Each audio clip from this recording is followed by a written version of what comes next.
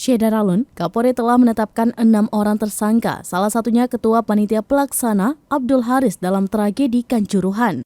Diketahui ia dijatuhi hukuman berat, yaitu dilarang mengikuti kegiatan persepak bolaan seumur hidup. Ternyata Abdul Haris juga pernah tersandung kasus dugaan suap sebelumnya. Dalam kasus tersebut, Haris dilarang aktif di sepak bola selama 20 tahun oleh Komisi Disiplin PSSI. Hukuman tersebut dijatuhkan karena Haris mencoba menyuap Komdis.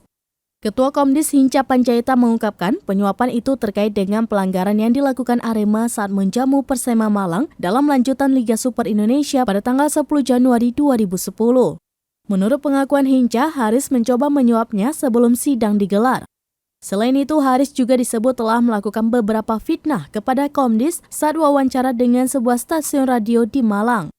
Hal itu lantas diakui oleh Haris saat di persidangan. Kini, ia ditetapkan sebagai tersangka buntut tragedi di Kanjuruhan yang menewaskan ratusan penonton. Kapolri menyebut penyidik menemukan tersangka Abdul Haris tidak membuat dokumen keselamatan dan keamanan bagi penonton stadion. Padahal panitia pelaksana diwajibkan untuk membuat peraturan keselamatan dan keamanan atau panduan keselamatan dan keamanan.